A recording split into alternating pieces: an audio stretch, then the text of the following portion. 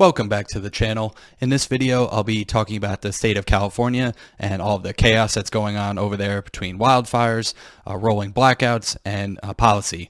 My name is Brian Barsoon. Upload YouTube videos daily. Subscribe if you enjoyed the content, and make sure to hit the notification bell so you can be alerted when my videos go live. But jumping right into the story here, this is from the Post-Millennial. Thousands without power in California's Bay Area during brutal heat wave. So this is still ongoing, and they're being told to conserve energy between the hours of 4 to 9 p.m. Due to the heat wave and to the electricity grid being at almost max capacity. So after warnings of strain in California's electrical grid, thousands of customers in the Bay Area were without power as of Monday. That was on Labor Day. So according to PG&E, which is Pacific Gas and Electric, the independent company that helps regulate the electrical grid in California, up to 5,000 customers were without power during an excessive heat warning. And now in the Central Valley area, they're experiencing temperatures around 115 degrees. And in areas in Los Angeles, they're still experiencing temperatures around 100 degrees. And this will be continuing for several days moving forward. So this looks like it has no end in sight here. Hopefully they're hydrated and they're doing proper precautions to stay healthy. But just looking here, last week, California's independent system operator called for residents to participate in voluntary conservation and to set thermostats to 78 degrees or higher. I did a video actually the other day talking about smart thermostats where they locked in these temperatures. I don't know what it is with 78 degrees. It's like some magic number that they have. But they're supposed to set thermostats to 78 degrees or higher, avoid using large appliances and charging electric vehicles, and turn off unnecessary lights over the Labor Day weekend, which is forecasted to be especially hot. So it's pretty interesting this going on. It's only between the hours of 4 to 9 p.m. There's these things called flex alerts. I'll show a chart that has the current outages as of Tuesday of this recording, so you can see what I'm talking about here. And so flex alerts, statewide requests for residents to voluntarily reduce energy consumption from 4 to 9 were issued for 6 consecutive days for the hours when California's grid is under the most pressure because production from solar decreases and eventually disappears, but the weather is still hot and energy demand is high.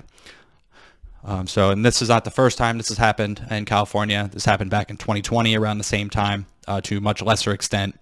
Right now they're around 44,000 megawatts. So let me see, and then if it gets to 50,000 megawatts, that's where the real pressure and constraint can happen, and that can cause a statewide electrical grid failure. And so they're trying to have voluntary conservation. Now I did it in air quotes before because we all know the elites and Hollywood types are not the ones that are going to be doing it. It's going to be left up to the lower and middle class people to do the conservation. There's been several articles pertaining to water consumption as well, where celebrities like Sylvester Stallone and others are being fined thousands upon thousands of dollars for overusing their water consumption because they're also under a water shortage as well. If you're not familiar, the Colorado River is predominantly the main water source for the Southwest, including California, Arizona, New Mexico, and Lake Mead and Lake Powell are at severe shortages. They're now at a tier 2. Which means that it's getting very, very close to where it would become a Deadpool situation. No, not the superhero.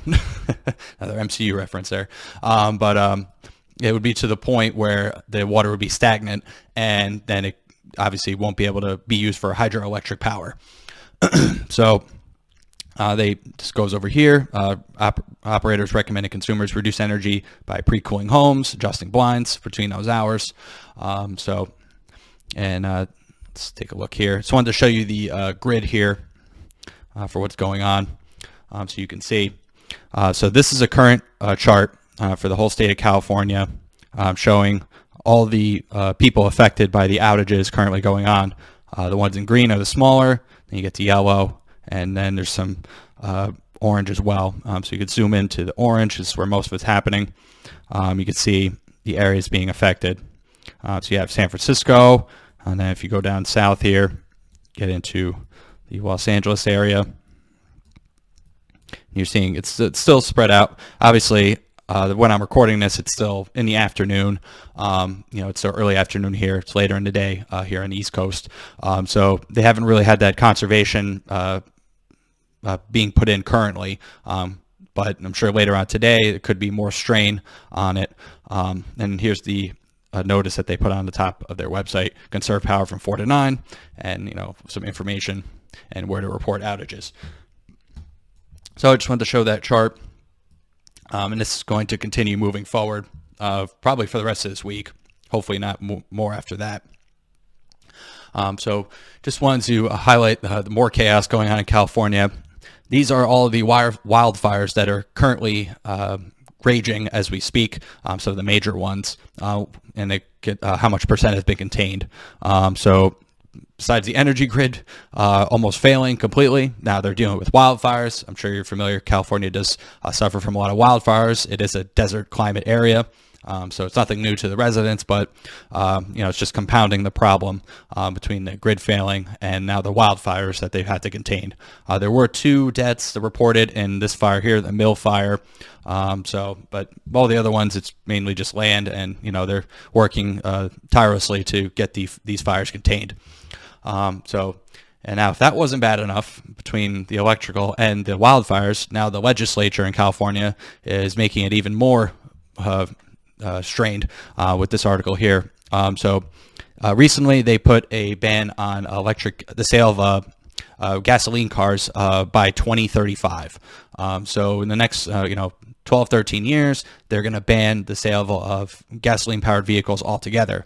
And this is part of their switch to go to electric vehicles, which, funny enough, with these conservation efforts, they're telling you not to charge your electric car between 4 and 9. So you get home from work, just work the full 9 to 5 day, and you can't even charge your electric vehicle till late at night. So go figure that. But so 17 states plan to mimic California's ban on gas-powered cars by 2035. So some of these states here, we'll just cover a couple of them. So we have Massachusetts, New York, Oregon, and Vermont are also considering to follow suit.